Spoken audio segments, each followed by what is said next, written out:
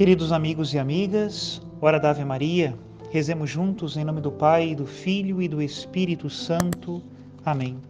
O anjo do Senhor anunciou a Maria, e ela concebeu do Espírito Santo. Ave Maria, cheia de graça, o Senhor é convosco. Bendita sois vós entre as mulheres, e bendito é o fruto do vosso ventre, Jesus. Santa Maria, Mãe de Deus, rogai por nós, pecadores, agora e na hora de nossa morte. Amém. Eis aqui a escrava do Senhor. Faça-se em mim segundo a vossa palavra. Ave Maria, cheia de graça, o Senhor é convosco. Bendita sois vós entre as mulheres, e bendito é o fruto do vosso ventre, Jesus. Santa Maria, Mãe de Deus, rogai por nós, pecadores, agora e na hora de nossa morte. Amém. E o Verbo de Deus se fez carne e habitou entre nós. Ave Maria, cheia de graça, o Senhor é convosco. Bendita sois vós entre as mulheres, e bendito é o fruto do vosso ventre, Jesus. Santa Maria, Mãe de Deus, rogai por nós, pecadores, agora e na hora de nossa morte. Amém. Rogai por nós, ó Santa Mãe de Deus, para que sejamos dignos das promessas de Cristo. Oremos.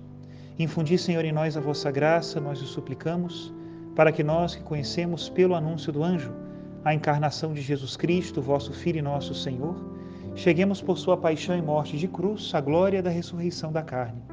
Pelo mesmo Cristo nosso Senhor. Amém. Em nome do Pai, do Filho e do Espírito Santo. Amém. Queridos irmãos e irmãs, continuamos a nossa leitura por este Evangelho de São Marcos, tão rico do ensinamento do Mestre para os seus discípulos. E agora vamos ler a partir do versículo 7 do capítulo 3. Diz assim: Naquele tempo, Jesus se retirou para a beira do mar, junto com seus discípulos.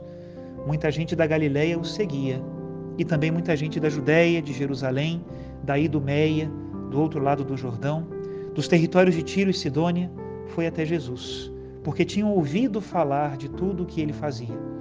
Então Jesus pediu aos discípulos que lhe providenciassem uma barca, por causa da multidão, para que não o comprimisse. Com efeito, Jesus tinha curado muitas pessoas, e todos os que sofriam de algum mal jogavam-se sobre ele para tocá-lo. Vendo Jesus, os espíritos maus caíam aos seus pés, gritando: Tu és o Filho de Deus. Mas Jesus ordenava severamente para não dizerem que ele era. Palavra da salvação, glória a vós, Senhor.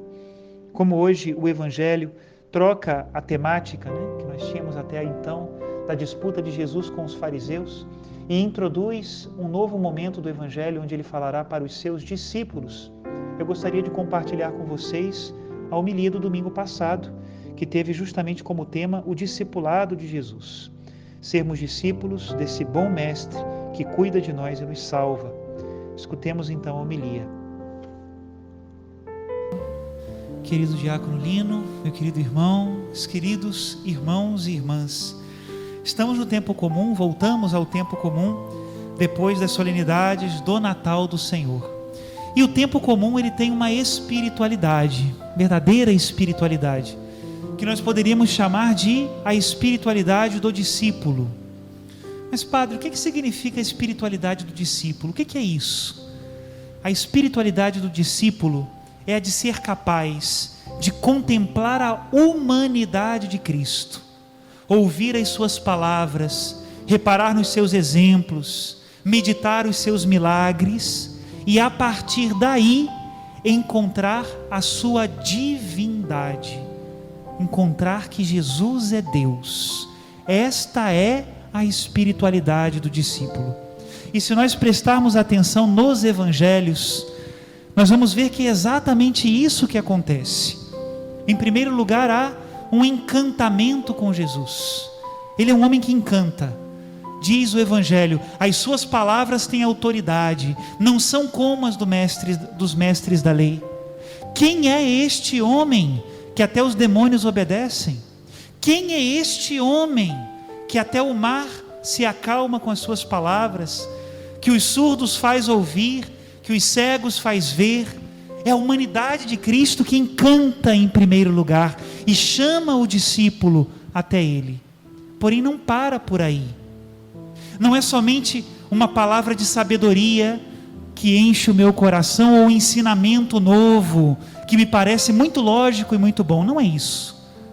Ouvindo as palavras de Cristo, os seus discípulos perceberam que eles mesmos ficavam cheios de vida. É uma vida nova. Em primeiro lugar, sempre existe aquela discussão, né? Quando Jesus ensinava, por exemplo, sobre o matrimônio, ou sobre tantas outras questões do Evangelho, em que havia uma disputa, haviam as pessoas contrárias a Jesus, mas também tinham aqueles que, ouvindo a palavra do Senhor, percebiam que no seu interior surgia uma vida nova, pois estes são os discípulos de Cristo. As palavras de Jesus não só me ensinam a viver como a de um mestre, elas me dão a vida. Onde iremos, Senhor? Só Tu tens palavras de vida eterna. Essa é a experiência do discípulo. E nós vemos então que nos evangelhos, aquilo que no início é um conjunto de nomes, né? Pedro, Tiago, João, André, Filipe, Natanael e tantos outros, né? Acompanhados com uns apelidos, né? O pescador, os filhos de Zebedeu, o cobrador de impostos, né? Com o tempo, lá no mesmo evangelho, começa a mudar. Aquilo que eram diferenças de lugar, de profissão e de família, começam a ser uma unidade. Já não é mais João, o irmão de Tiago. É João, discípulo de Cristo, discípulo amado. Já não é mais Pedro, pescador. É Pedro, discípulo de Cristo. Com o tempo, esse grupo de pessoas diferentes vão se unindo nos discipulado de Jesus, até o ponto que logo depois da ressurreição, esse título, que é um pouco grande, né? Discípulo de Jesus Cristo, ganha um apelido que o simplifica. Quem são os discípulos de Jesus Cristo? São os cristãos. Nos Atos dos Apóstolos diz, logo depois da ressurreição, que em Antioquia foi o primeiro lugar onde os discípulos foram chamados de cristãos. E cristão é isso, é discípulo do Senhor. Se nós olharmos a etimologia da palavra, né, a raiz da palavra discípulo, o que nós encontramos? O discípulo é aquele que coloca os seus pés nas pegadas do mestre, né? Não sei se vocês já viram, é até uma brincadeira de criança isso, né? O adulto vai na frente e deixa umas pegadas, né? E a criança vai atrás tentando colocar os pés em cima das pegadas dos adultos, né? Pois isso é discipulado, isso é seguir a Jesus. É assim e é próximo, hein? Como é possível que nós podemos dizer que nós somos discípulos de Jesus Cristo se nós não ouvimos todos os dias a sua palavra? Não é possível. Como é possível dizer que nós somos discípulos de Jesus se isso não muda nada na nossa vida? Não é possível. Precisamos ter o mestre diante dos olhos, precisamos vê-lo sempre com ardor, querê-lo, buscá-lo, ir até ele. Essa é a tarefa do discípulo. Diz o Catecismo da Igreja Católica: toda a vida de Jesus, número 516, toda a vida de Jesus é revelação do Pai. Suas palavras, seus silêncios, seus sofrimentos, sua maneira de ser e de falar, só Jesus pode dizer: quem me vê, vê o Pai. E isso que é, né, o grupo dos discípulos de Jesus, tornou-se um verdadeiro movimento que tomou conta do mundo inteiro. Quantos irmãos e irmãs nossos enchem a boca e o coração para dizer: eu sou discípulo de Cristo. Isso é maravilhoso. Isso se mostra não só nas nossas palavras, mas também nas nossas ações. Lá nos primeiros séculos e até agora, no século 21, homens e mulheres dão a vida e testemunham com o sangue serem discípulos de Cristo. Vocês se lembram, alguns anos atrás, aquela fila de homens de macacão cor de abóbora, né? que foram assassinados porque eram cristãos num país muçulmano, se lembram? Degolados diante das câmeras. Eu sou discípulo de Cristo. E deram a vida para essa verdade. Esse é o discipulado do Senhor, né? Quando, vocês se lembram também que é uma passagem famosa do Evangelho? Quantas vezes São Pedro negou que era discípulo de Cristo, vocês se lembram? 3 vezes, né? E como aconteceu? Aquela porteira, né, a menina que cuidava da porta da casa do sumo sacerdote, ou do sogro do sumo sacerdote, disse a Pedro: você é discípulo dele? Pedro disse: não sou. E o que ela responde? É sim, você fala como ele. O discípulo de Cristo mostra pelo modo de falar, pelo modo de vestir, pelos lugares onde frequenta, pelos lazeres que escolhe. Não dá para ser discípulo abstrato. Discípulo de Cristo é concreto. Muitas pessoas dizem assim: padre, eu tenho Jesus no meu coração. Graças a Deus, eu também tenho, e todos temos que ter. Mas não é só uma questão de coração no sentido abstrato. Não. Eu sou discípulo de Jesus de corpo e alma. Vai dizer São Paulo na segunda leitura: porventura ignorais que os vossos corpos são membros de Cristo, que são santuários do Espírito Santo, que mora em vós e que vos é dado por Deus? E portanto, ignorais também que vós não vos pertenceis a vós mesmos? De fato, fostes comprados com preço muito alto. São Paulo também vai dizer: o vosso corpo não é para a imoralidade, vosso corpo é do Senhor. Ser discípulo de Cristo é isso, de corpo e alma. Eu recolhi alguns testemunhos dos primeiros séculos, mas eu não vou dizer todos, né? Dos 3 que eu escolhi, esse já é a terceira vez que eu repito nas homilias desse final de semana, porque eu gostei muito, né?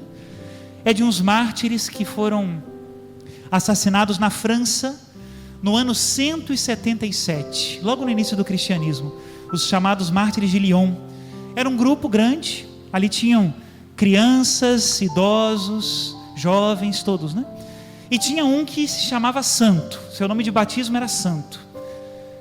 E o torturador procurava torturá-lo, né?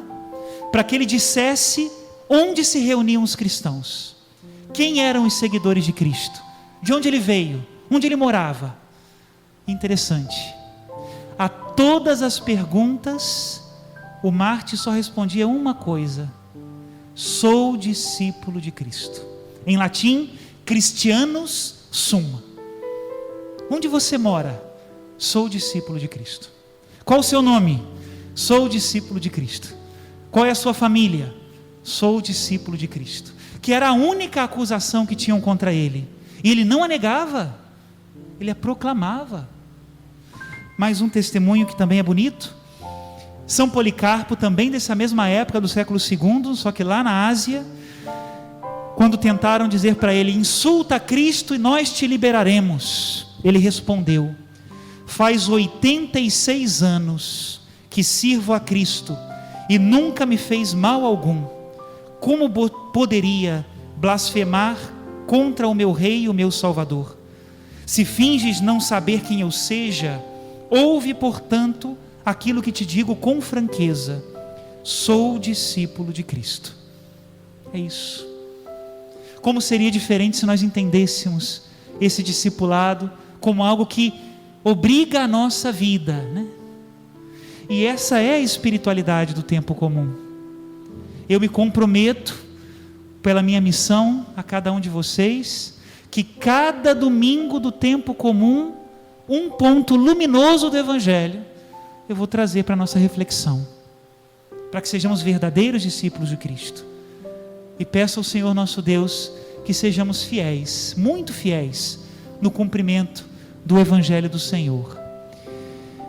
E eu gostaria de terminar a reflexão com um testemunho pessoal assim, né? Sabe uma das coisas que é mais difícil para alguém que prega o Evangelho? É o seguinte: é nós apresentarmos Cristo a sua verdade, né? Darmos princípios, né? Luzes para todos, né?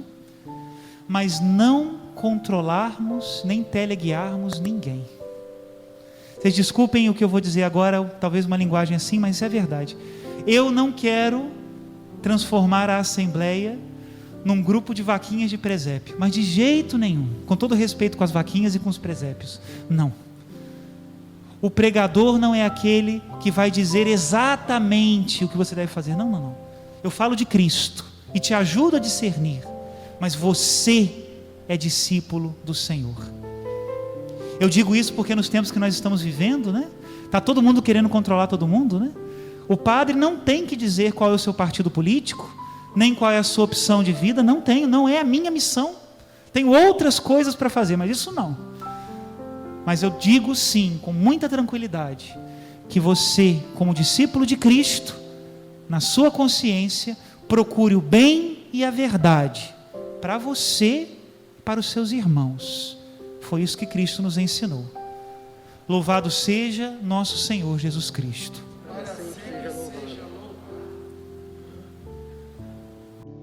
Peço a Deus com muita humildade que essas palavras possam nos ajudar a seguir o seu Filho Jesus com muito amor e cheios, transbordantes do Espírito Santo, para que nós carreguemos em nós a imagem do Mestre. Que Ele abençoe a todos. Em nome do Pai, do Filho e do Espírito Santo. Amém.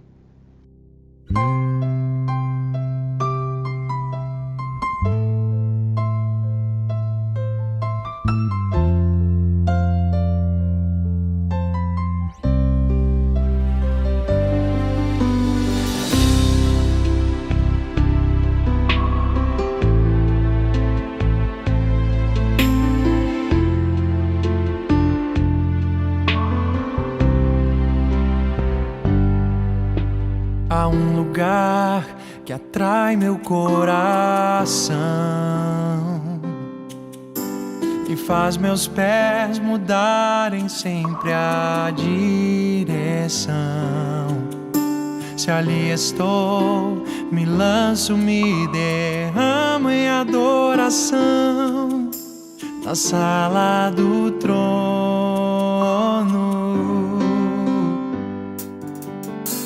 Ali eu sei, fortalecido estou, e ao descer do monte agraciado eu vou. O santo altar, a realeza, a presença do Senhor me levam a ir além.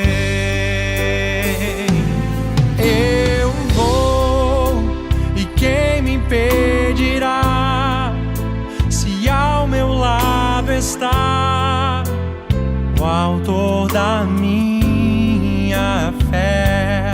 Eu vou, a força Ele me dá, coragem pra enfrentar o que vier. Eu vou e crendo levarei a salvação aos meus, a minha família. Já não importa o grau a que eu cheguei, eu vou seguir decididamente.